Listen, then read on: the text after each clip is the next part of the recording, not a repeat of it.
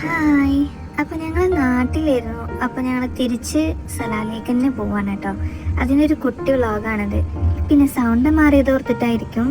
അവരെല്ലാവരോടും സലാലിലായോണ്ട് തന്നെ ഇനി മുതൽ ഞാനാണ് കൊടുക്കുന്നത് വോയിസ് ഓവറൊക്കെ. ഞാനെന്ന് പറഞ്ഞ മാമ ഫൈസലെ മാമ. പിന്നെ ഫറു പഠിക്കാനും കൂടി പോവായോണ്ട് തന്നെ ഇനി അവളെ കിട്ടൂല. അതുകൊണ്ട് ഇനി ഞാനായിരിക്കും വോയിസ് ഓവർ കൊടുക്കുക കേട്ടോ.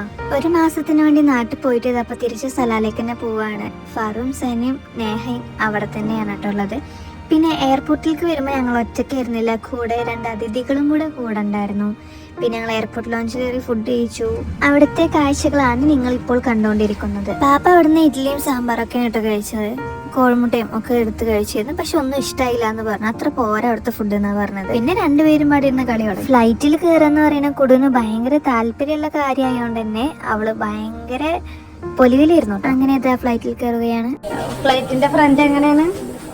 എന്താ ഫ്ലൈറ്റിന്റെ ഫ്രണ്ട് അങ്ങനെ? നോക്കട്ടെ. അങ്ങനെ ഫ്ലൈറ്റ് ഇതാ എടുക്കുന്നു. ഇതാ ഫ്ലൈറ്റ് പൊങ്ങുകയാണ്.